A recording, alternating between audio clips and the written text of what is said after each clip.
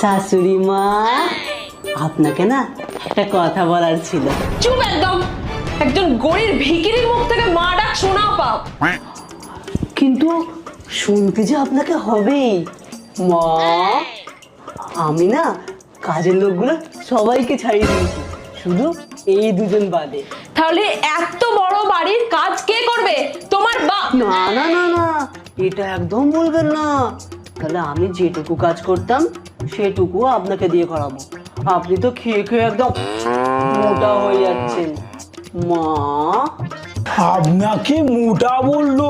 কি আসপদ্দা হতচ্ছাটার।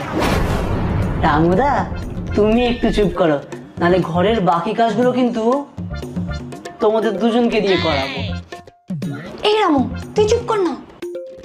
হ্যাঁ, মা আর ছেলের মধ্যে কথা হচ্ছে, তার মাঝখানে তোরা কি করে আসলি বলতো? কি আমার হরিদা